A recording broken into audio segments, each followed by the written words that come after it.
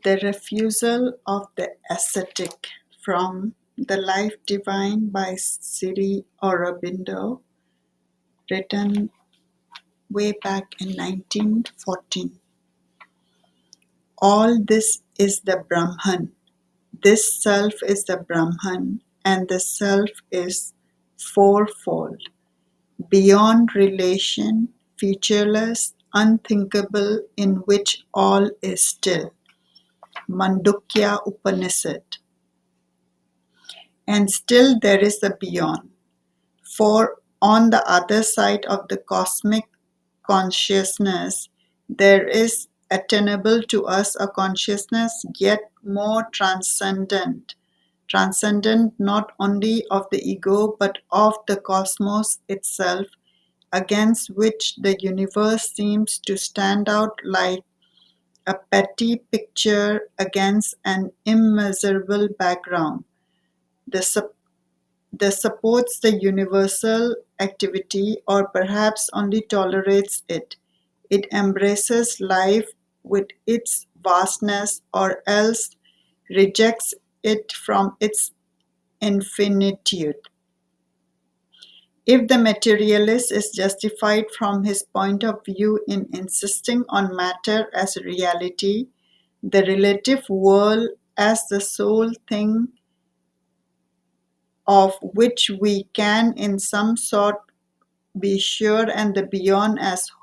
wholly unknowable, if not indeed non existent, a dream of the mind, an abstraction of thought divorcing itself from reality, so also is the sannyasin enamored of that beyond, justified from his point of view in insisting on pure spirit as a reality, the one thing free from change, birth, death, and the relative as a creation of the mind and the senses, a dream, an abstraction,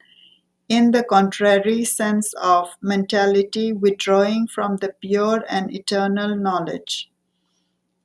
What justification of logic or of experience can be asserted in support of the one extreme,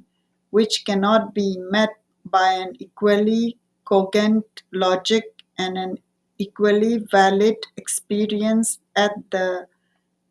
other end? The world of matter is affirmed by the experience of the physical sense, which, because they are themselves unable to perceive anything immaterial or not organized as gross matter, would persuade us that the suprasensible is the unreal. This vulgar or rustic error of our corporeal organs do not gain in validity of being promoted into the domain of philosophical reasoning. Obviously, their pretension is unfounded. Even in the world of matter, there are existences of which the physical senses are incapable of taking cognizance, yet the denial of the suprasensible as necessarily an illusion or a hallucination depends on this constant sensuous association of the real with the materially perceptible, which is itself a hallucination. Assuming throughout what it seeks to establish, it has the vice of the argument in a circle, and can know validity of an impartial reasoning. Not only are there physical realities which are suprasensible, but if evidence and experience are all tests of truth, there are also senses which are supraphysical and can not only take cognizance of the realities of the material world without the aid of corporeal sense organ, but can bring us into contact with other realities, supraphysical and belonging to another world, including, that is to say, in an organization of conscious experiences that are dependent on some other principle than the gross matter of which our suns and earth seem to be made, constantly asserted by human experience and belief since the origins of thought. This truth, and now the necessity of an exclusive preoccupation with the secrets of the material world no longer exists, begins to be justified by newborn forms of the scientific research, the increasing evidence of which only the most obvious and outward are established under the name of telepathy with its cognate phenomena cannot long be resisted except by minds shut up in the brilliant shell of the past, by intellects limited in spite of their acuteness through the limitation of their field of experience and inquiry, or by those who confuse enlightenment and reason with the faithful repetition of the formulas left to us from a bygone century and the jealous conservation of dead or dying intellectual dogmas. It is true that the glimpse of supraphysical realities acquired by methodical research have been imperfect and is yet ill affirmed, for the methods used are still crude and defective. But this rediscovered subtle sense have at least been found to be true witness to physical facts beyond the range of the corporeal organs. There is no justification then for scouting them as false witness when they testify to supraphysical facts beyond the domain of the material organization of consciousness. Like the evidence of the physical sense themselves, their testimony has to be controlled, scrutinized, and arranged by the reason, rightly translated and rightly related, and their field laws and processes determine. But the truth of great ranges of experience, whose object exists in a more subtle substance and are perceived by more subtle instruments of gross matter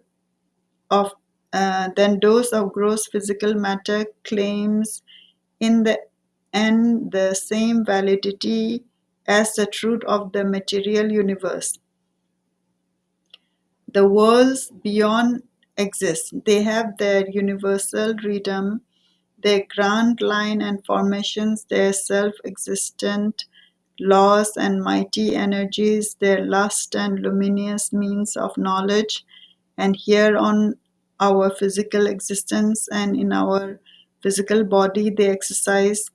their influence. Here also they organize their means of manifestation and commission their messengers and their witnesses. But the worlds are only frames of our experience, the senses only instruments of experience and conveniences. Consciousness is the great underlying fact, the universal witness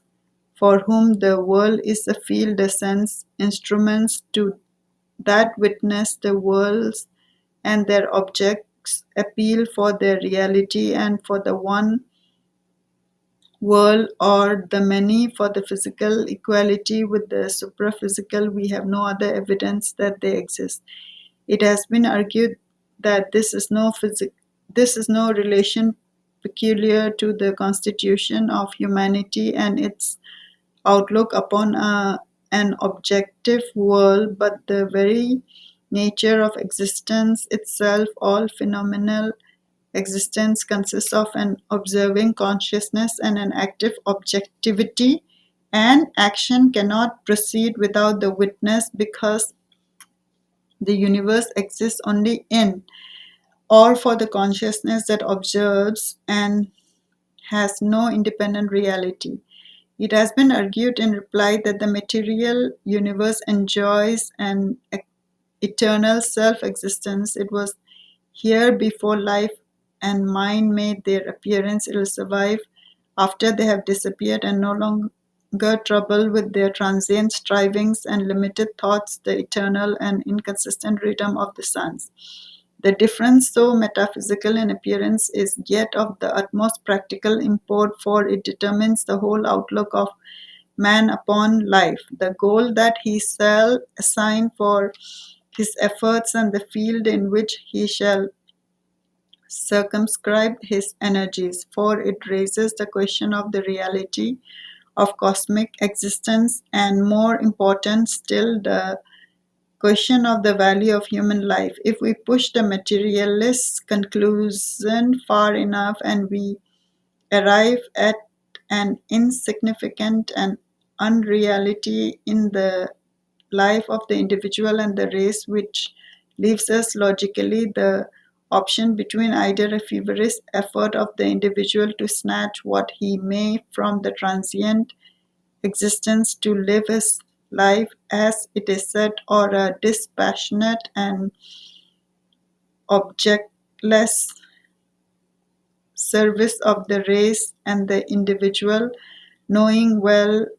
that the latter is a transient fiction of the nervous mentality and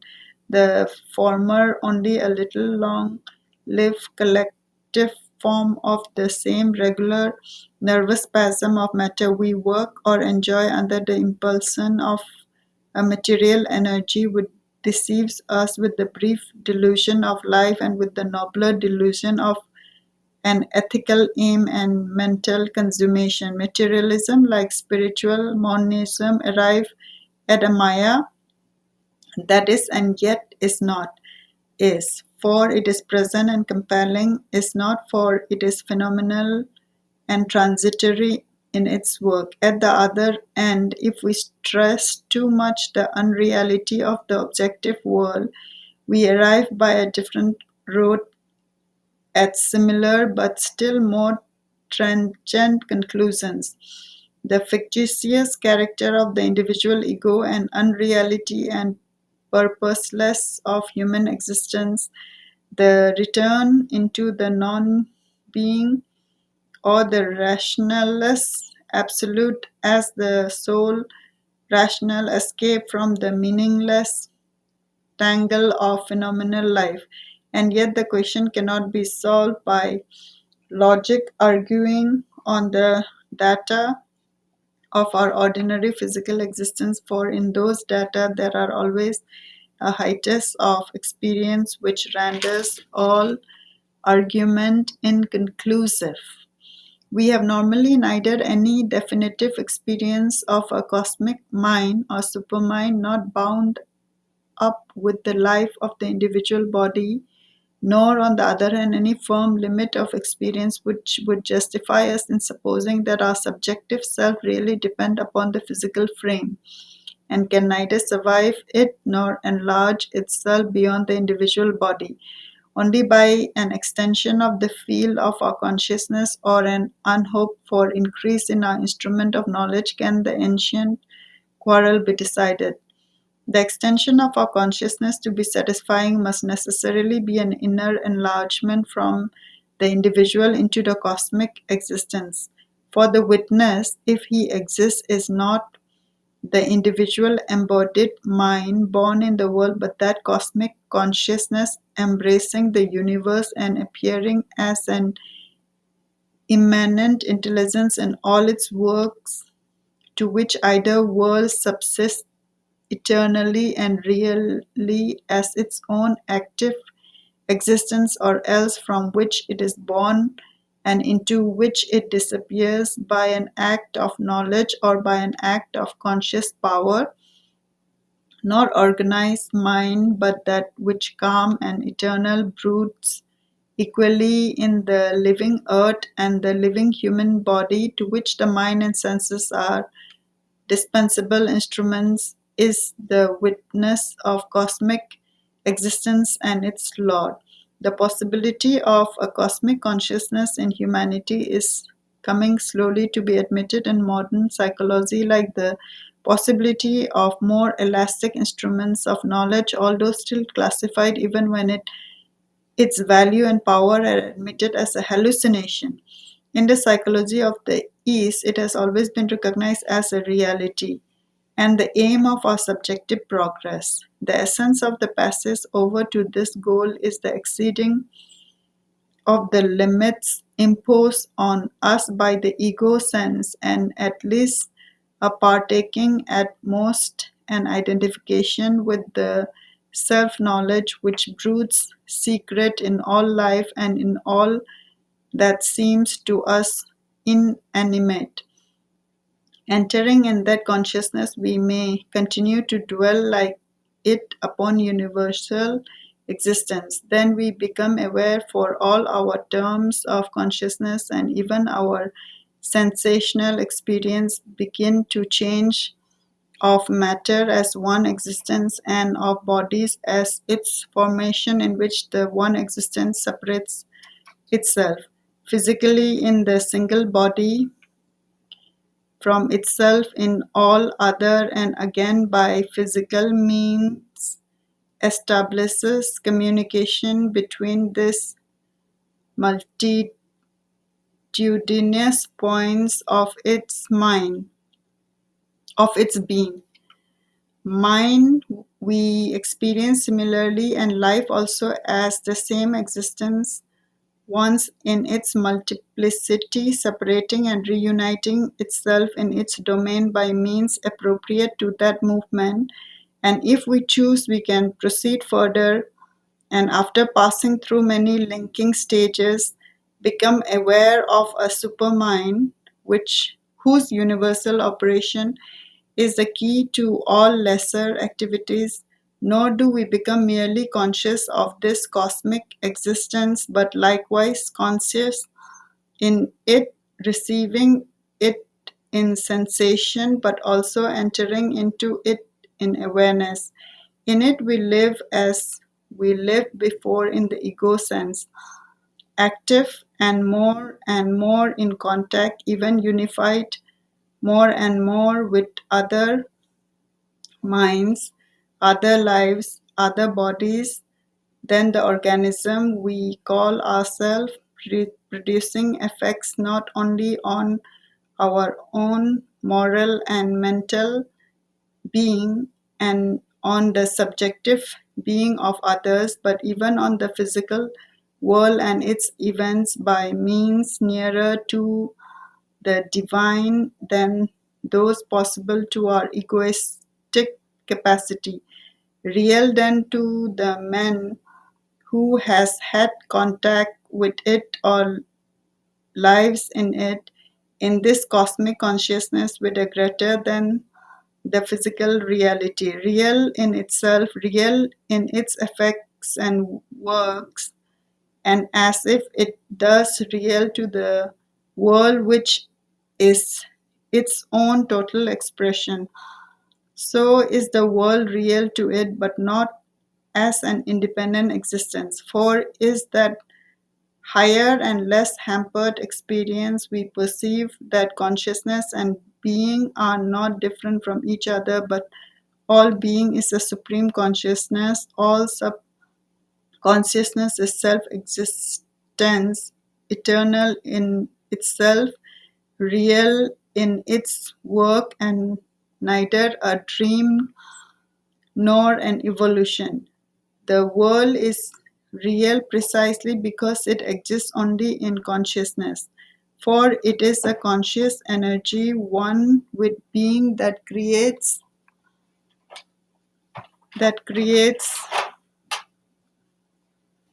it. It is the existence of material form in its own right, apart from the self-illuminated energy which assumes the form that would be a contradiction of the truth of things, and phantasmagoria, a nightmare, an impossible falsehood. But this conscious being, which is the truth of the infinite supermind is more than the universe and lives independently in its own inexpressible infinity as well as in the cosmic harmonies. World lives by that does not live by the world, and as we can enter into the cosmic consciousness and be one with all cosmic existence,